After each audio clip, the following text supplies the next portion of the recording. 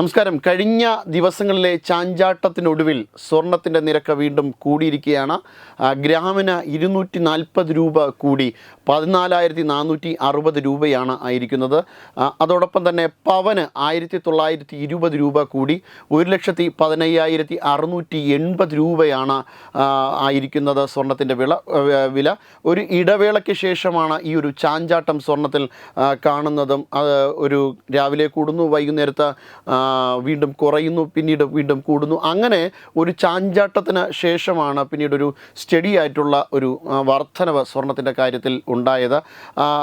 ഡോളറിൻ്റെ ഒരു പലിശ നിരക്ക് കുറയുന്നതുമായി ബന്ധപ്പെട്ട്, ഡോളറിൻ്റെ ഒരു മൂല്യം കുറയുന്നതുമായി ബന്ധപ്പെടുത്തി പലിശ നിരക്ക് കുറയുന്നു. ഇതാണ് സ്വർണത്തിൻ്റെ വിലയിൽ കാര്യമായ ഒരു വർധനവിന് കാരണമായത്. കൂടാതെ 2022 മുതൽ തന്നെ വലിയ നിക്ഷേപകർ, കേന്ദ്ര ബാങ്കുകളടക്കം സ്വർണത്തിൽ നിക്ഷേപിക്കുന്ന ഒരു പരിതസ്ഥിതി ഉണ്ടായി. ഇതാണ് സ്വർണത്തിൻ്റെ കാര്യത്തിലൊരു സ്റ്റഡിയായുള്ള ഒരു വർധനവ് അതിന് ശേഷം കാണപ്പെട്ടതും.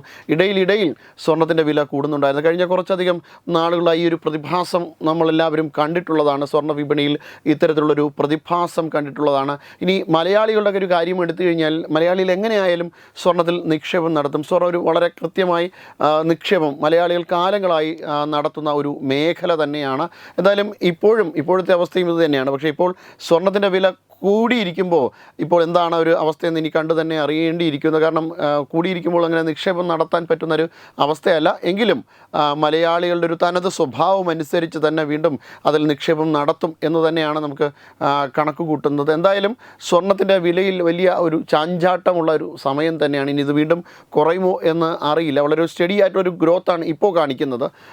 എന്തായാലും കണ്ടു തന്നെ അറിയേണ്ടിയിരിക്കുന്നതാണ് അടുത്ത സ്വർണത്തിൻ്റെ വിപണി. വെബ് ഡെസ്ക് തത്തുമൈ TV.